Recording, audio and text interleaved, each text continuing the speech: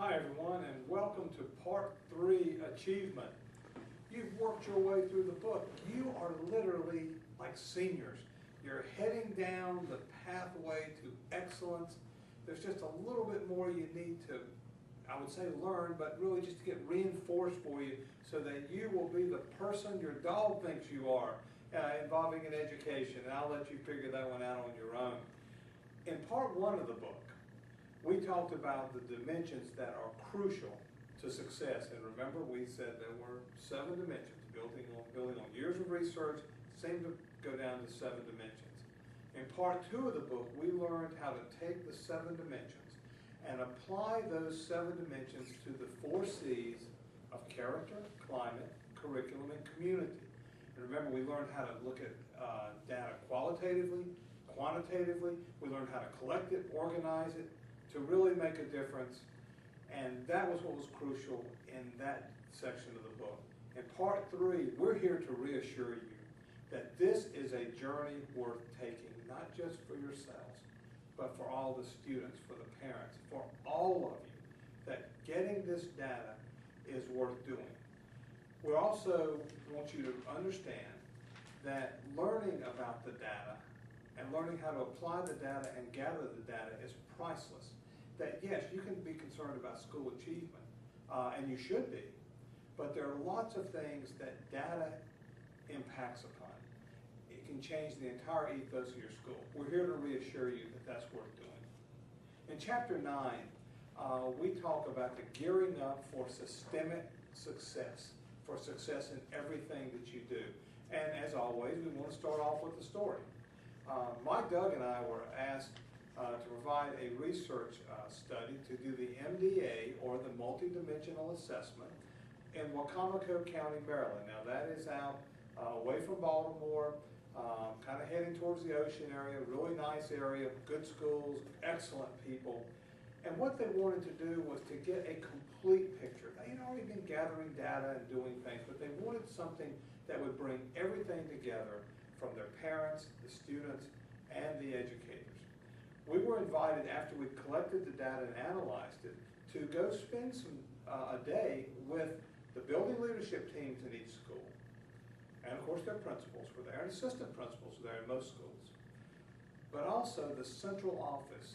The central office was there, for lack of a better word, in mass.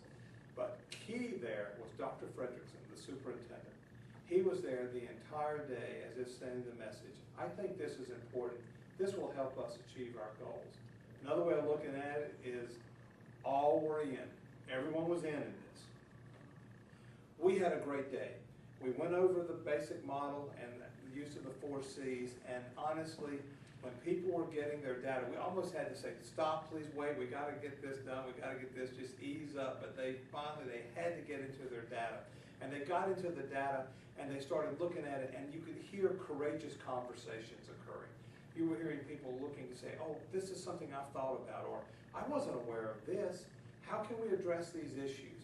And people began making plans, and literally everyone, when they left at the end of the day, they had accomplished a lot, but they knew there was more they wanted to accomplish. I was fortunate that I was invited to go back into the district to visit with some of these schools, and I just want to highlight a few of the schools. I went to one elementary school that used this data, and they were very concerned because their students did not feel that they were connected. They didn't feel that people cared about them. Now, the scores weren't horrible, but this concerned this school. So what they did, they came up with morning meetings, that they would get together and literally welcome the family back in every day in the morning. One teacher even took it one step further. She wanted an afternoon meeting to process what had gone on as she sent her children home to their families before they came back the next day to the school family.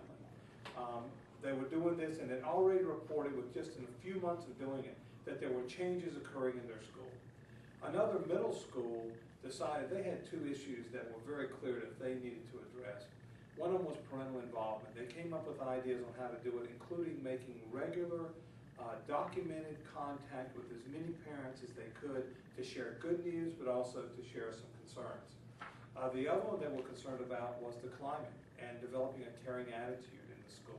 They were going to work very hard in that, in developing consistency, in their practices, but also let's make sure that we're the person that we need to be as the adults in the building. The high school, one of the high schools had a really interesting way of looking at the data. They had been collecting data. They had been doing a lot of work in this, and the MDA informed them of some of what they had seen. It was like reinforcement to them.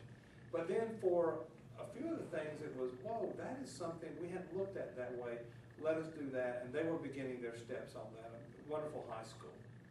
In this chapter, we're going to really offer you some excellent strategies and excellent encouragement. We're going to review Michael Fullen's great work, Leading in a Culture of Change. He has 6 guidelines. We'll review those with you, and you can see how it would be very important perhaps to guide your efforts. We will also share with you the story of a principle with principles. Let me say that again, a principle with principles. And finally, we will address, it's kind of something that's a bit interesting, is the notion that we change only enough so we do not have to change. We're going to try to make an argument that change is okay, but that change is also difficult. I think you're really going to enjoy this chapter. I think it's going to affirm what you now believe, and hopefully you'll have the encouragement to go make it happen. Thank you.